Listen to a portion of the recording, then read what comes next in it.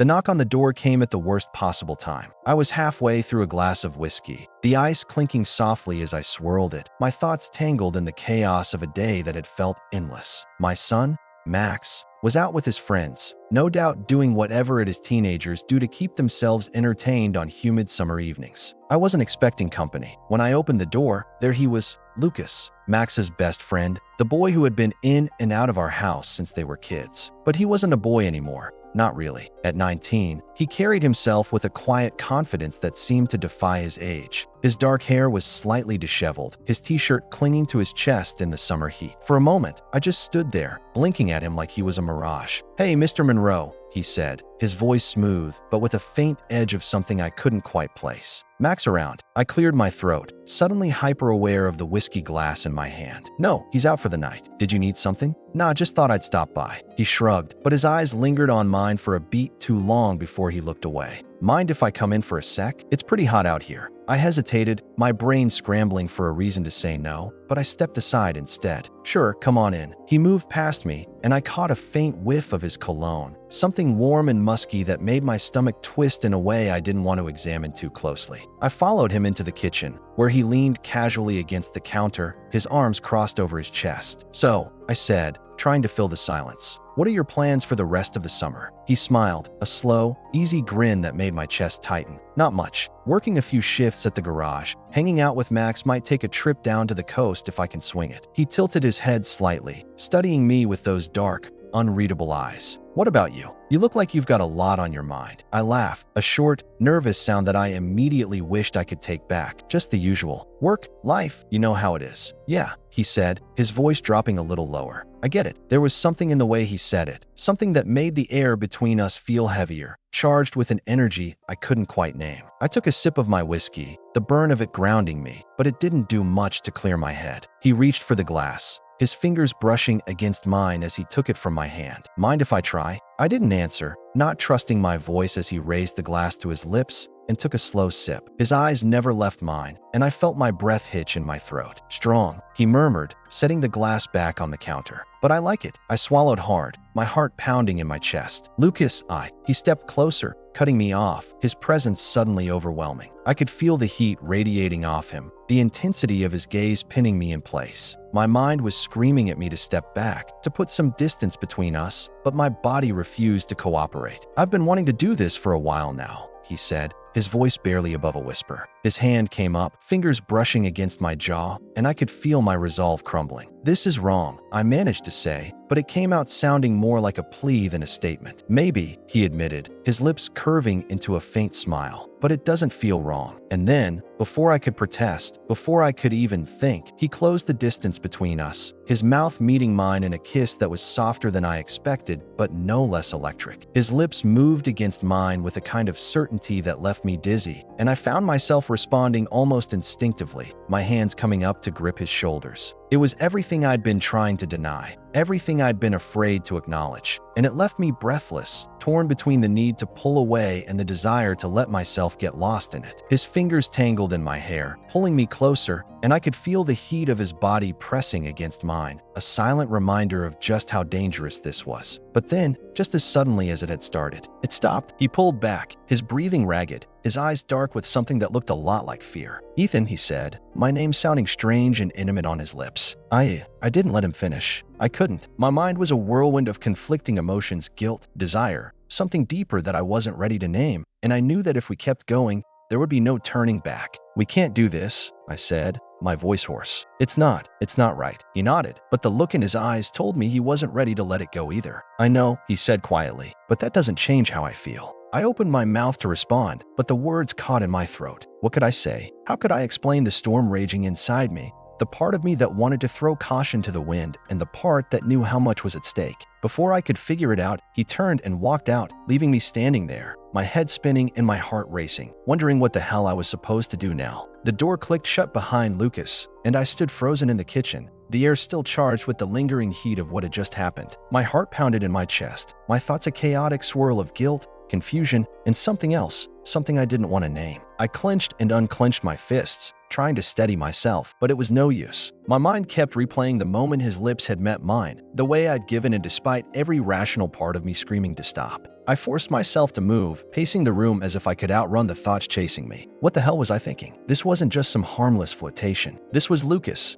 Max's best friend, practically family. And yet, when he looked at me with those piercing eyes, when he'd touched me like he'd done it 1,000 times before, I'd felt something I hadn't in years. Something raw and undeniable. The sound of my phone buzzing on the counter jolted me out of my spiraling thoughts. I grabbed it, half expecting it to be Max checking in, but it was Lucas's name that flashed on the screen. My stomach flipped as I stared at the notification. He'd sent a text. "I'm sorry if I crossed a line. I just needed you to know how I feel." I read the message twice, my fingers hovering over the keyboard. What was I supposed to say? That I was sorry to? That I felt something I shouldn't? Before I could think too hard about it, I typed back, "You didn't.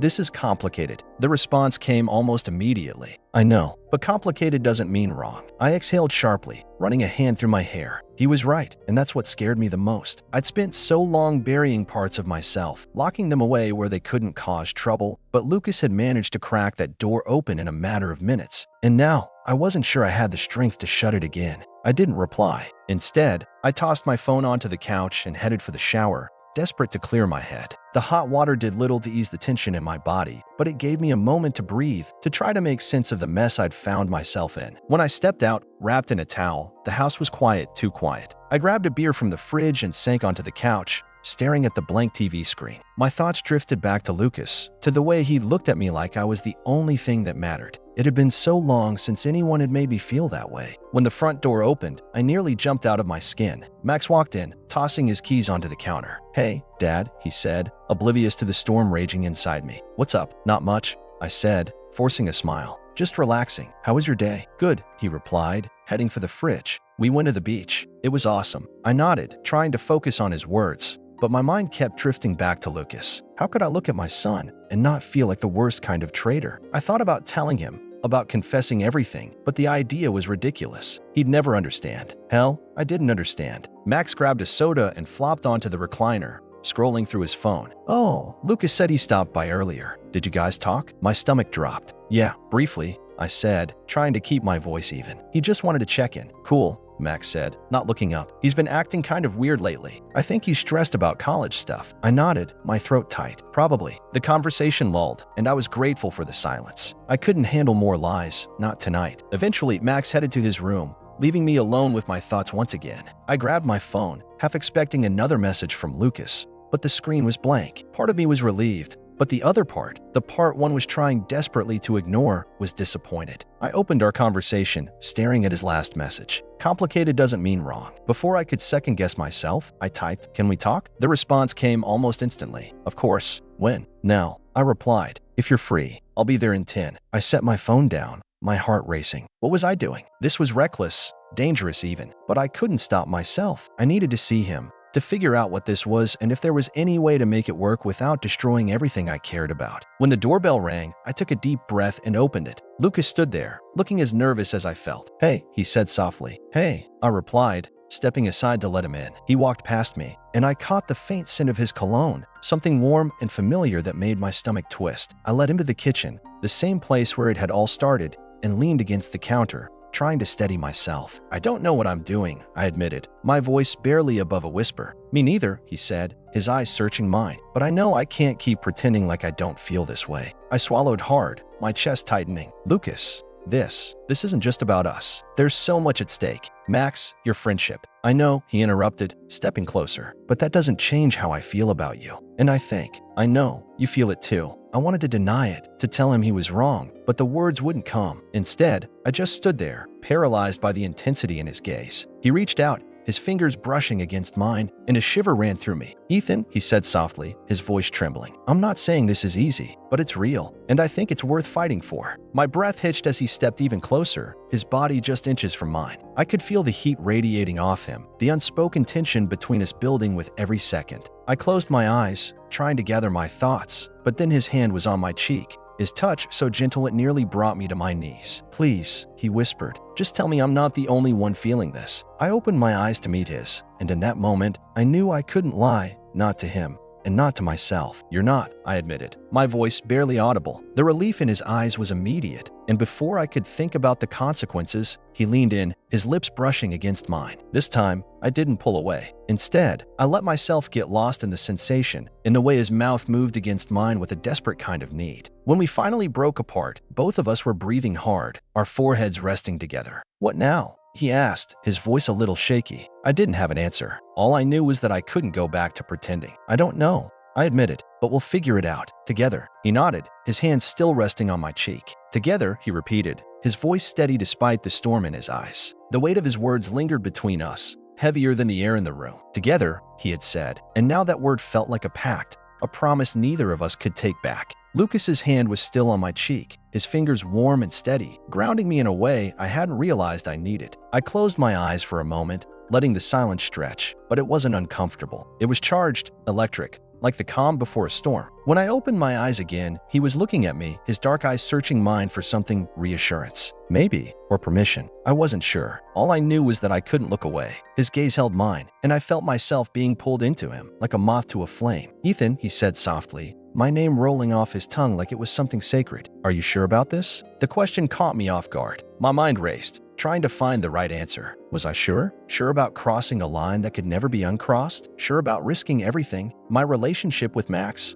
My own moral compass? Even my sense of self? I looked at Lucas, at the way his lips were slightly parted, the way his chest rose and fell with each breath, and I knew the truth wasn't as simple as yes or no. But in that moment, I didn't care about the complications. I cared about him. "I don't know if I'll ever be sure," I admitted, my voice barely above a whisper. "But I know I can't keep pretending this isn't happening. I can't keep pretending I don't feel. Whatever this is." He nodded, understanding flickering in his eyes. "Neither can I," he said, his voice firm despite the vulnerability in his words. His hand slid from my cheek to the back of my neck, his fingers threading through my hair. It was a gesture so intimate, so possessive, that it sent a shiver down my spine. I didn't move, didn't pull away, even as my heart pounded in my chest. "I've thought about this," he murmured, his breath warm against my skin. "About you. More than I probably should have." I swallowed hard, my throat suddenly dry. "Lucas." "No," he interrupted, his voice low and steady. "Let me say this. I need you to know. I've tried to ignore it, tried to push it away, but I can't. Not anymore. You're all I think about." His words hung in the air, heavy with meaning. I wanted to respond, to tell him I felt the same, but my mind was a jumble of thoughts and emotions. Instead, I reached up, my hand trembling slightly as I cupped his cheek. His skin was warm,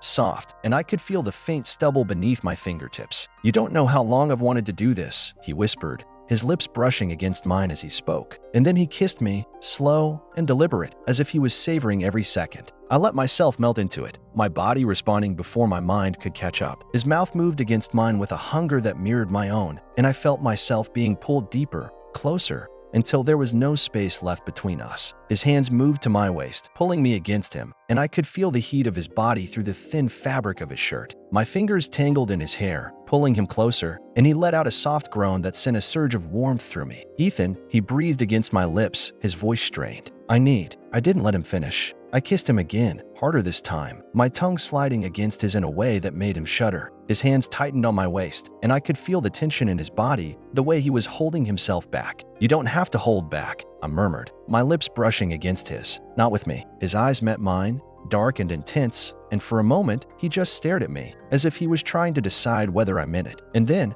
without warning, he pushed me back against the counter, his body pressing into mine. I gasped, the cool surface digging into my back, but I didn't care. All I could think about was the way he felt against me, the way his hands were moving over my body, leaving trails of fire in their wake. His lips found my neck, and I tilted my head to give him better access. He kissed me there, soft at first, then harder, his teeth grazing my skin in a way that made me shiver. My hands gripped his shoulders, my fingers digging into the muscle beneath his shirt. "Lucas," I breathed, my voice barely audible over the sound of my own heartbeat. He pulled back slightly, his eyes searching mine. "Tell me what you want," he said, his voice rough with desire. I hesitated, my mind racing. What did I want? I wanted him. I wanted this. But saying it out loud felt like admitting something I wasn't sure I was ready to face. Instead, I reached down and grabbed the hem of his shirt, pulling it up over his head in one swift motion. He didn't resist, his eyes never leaving mine as I tossed the shirt aside. My breath caught in my throat as I took him in, his lean, toned chest, the faint trail of hair leading down to the waistband of his jeans. He was beautiful, and I couldn't look away. "Ethan," he said again, his voice soft but insistent. I met his gaze,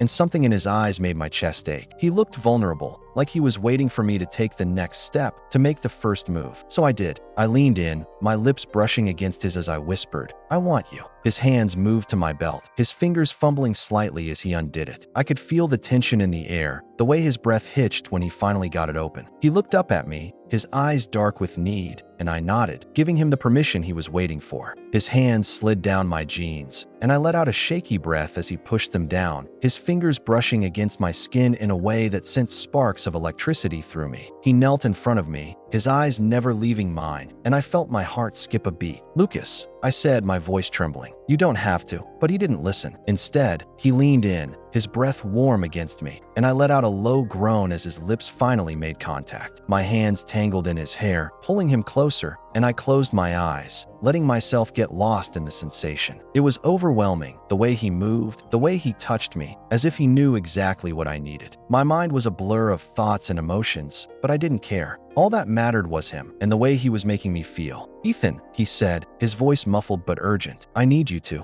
I didn't let him finish. I pulled him up, my hands gripping his shoulders as I kissed him hard, my body pressing into his. "I know," I whispered against his lips. "I need you to." But before either of us could say anything else, the sound of the front door opening broke the spell. We froze, our eyes wide with panic as we heard Max's voice call out, "Dad, you home?" The sound of Max's voice sliced through the air like a knife, and for a moment, everything stopped. Lucas and I froze, our bodies taut with tension, my heart pounding so hard I was certain Max could hear it from the hallway. Lucas's eyes widened, his breath catching as he quickly pulled away from me, his hands trembling. I could see the panic etched across his face, mirroring my own. My mind raced, scrambling for an explanation, for anything to say that wouldn't make this worse. "Dad," Max called again, his footsteps growing louder as he moved closer to the kitchen. I took a shaky step back, my hands fumbling as I adjusted my shirt, trying to compose myself. Lucas straightened his own clothes. His movements hurried but quiet, his face flushed. I could see the guilt in his eyes, and it only amplified the storm of emotions raging inside me. "What are we doing?" I thought,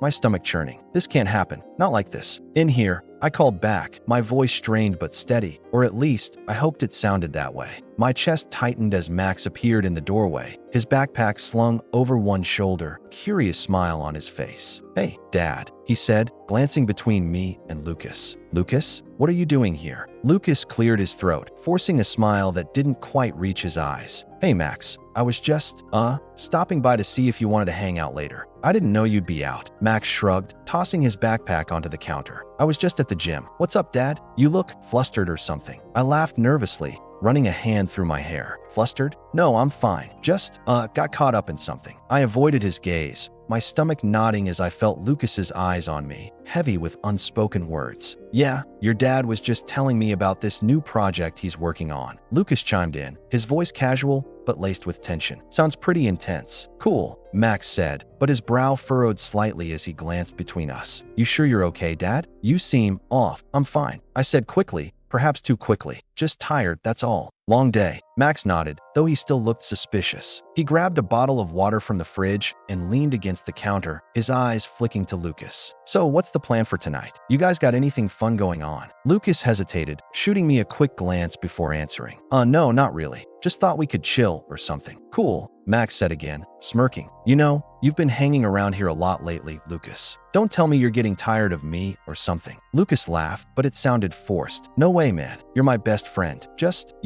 thought we could mix it up a bit." I watched their exchange, my hands gripping the edge of the counter as I tried to steady myself. The air in the room felt thick, charged with a tension I wasn't sure Max could sense, but was all I could feel. Every glance, every word from Lucas seemed to echo in my mind, reminding me of what had just happened, what almost happened. "Well, I'm starving," Max said, breaking the silence. "Dad, you up for ordering pizza or something?" "Sure," I said, forcing a smile. "Whatever you want." Max grinned, pulling out his phone to place the order. Lucas shifted uncomfortably, his eyes darting to me again. I could see the conflict in his expression, the way his shoulders tensed as if he wanted to say something, couldn't. My heart ached for him, for us, but I knew this wasn't the time. Not with Max here, not with everything so unstable. As Max talked to the pizza place, Lucas stepped closer to me, his voice low. Ethan, I'm sorry. I shouldn't have. Don't, I interrupted, my voice barely above a whisper. Not now? We'll talk later, okay? He nodded, his face pale, and I could see the guilt eating at him. It only made me feel worse, knowing I was just as much to blame for this mess. What are we doing? I thought again, my chest tightening. This can't end well. The rest of the evening passed in a blur, the three of us sitting in the living room, eating pizza and watching some random movie Max had picked out. I tried to focus on the screen, but my mind kept drifting back to Lucas, to the way he'd looked at me, the way he'd touched me. I could still feel the warmth of his hands on my skin, the way my body had responded to him. It was intoxicating,